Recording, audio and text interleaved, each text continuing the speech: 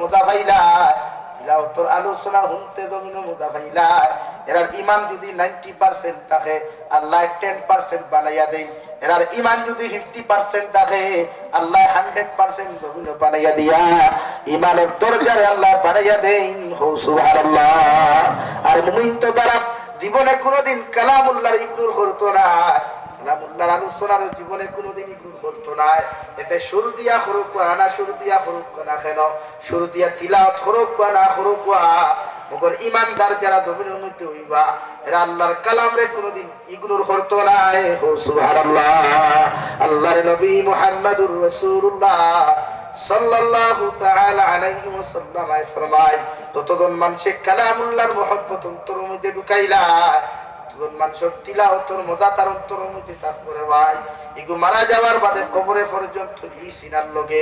সুবহানাল্লাহ। তিলাওয়াত আছে, আস্তা গাঁও যাও না, ঘরে ঘরে কুরআনুল কারীম আছে, ঘরে ঘরে টাক এবং তারিয়া কালামুল্লাহর অভাব নাই। কয় বেটিতে তিলাওয়াত করই আতনা রে ভাই, কয় মা বোনিতে তিলাওয়াত করই সময়ও নাই। আগর মা বোনির মুরব্বী আসলা, আমরা হরুবালা দেখতাম মাগরিবের নামাজ পড়িয়া আমরা মাসা চিনতে মুসল্লাত বইয়া তাসবিহ তলইয়া তাসবিহে ফাতিমি পড়িতা, এর বাদে কালামুল্লাহ শরীফ তিলাওয়াত জানুক বা না জানুক বার করিয়া বালিশত ইয়া তিলাওয়াত করতা। এরপরে গিয়া বিসমিল্লাহ কইয়া সার হান্ডি সার সুলাত বুয়াই তাওলা নানি ভাই।